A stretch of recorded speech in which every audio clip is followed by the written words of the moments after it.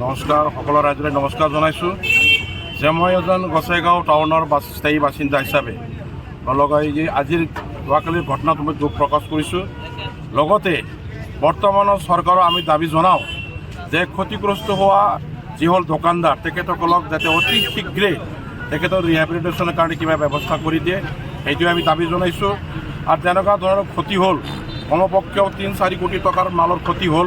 গতিকে মই চৰকাৰক বা কৰ্তৃপক্ষক অনুৰোধ জনাইছোঁ অতি শীঘ্ৰে যেন তেখেতসকলৰ কাৰণে কিবা ব্যৱস্থা কৰে বা চৰকাৰে কিবা এটা অনুদান দি তেখেতসকল চলিব পৰা ব্যৱস্থা কৰে সেইটো অনুৰোধ জনাইছোঁ।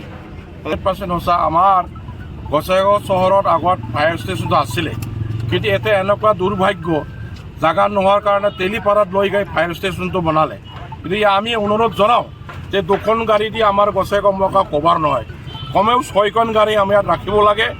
আৰু সদায় গোসাইগাঁও পৌৰসভাৰ সন্মুখত 2টা গাড়ী সদায় যেন মজুত থাকে এইটো আমি অনুৰোধ জনাইছোঁ। আৰু আমাৰ নেশ্যনেল হাইৱে কৰ্তৃপক্ষক অনুৰোধ জনাইছোঁ যেনেকুৱা ৰাস্তা হৈছে আমাৰ গোসাইগাঁও চহৰত প্ৰৱেশ কৰাবিলাক সব ৰাস্তাটো ব্লকেট কৰি থৈছে, 1 ৱে কৰি থৈছে।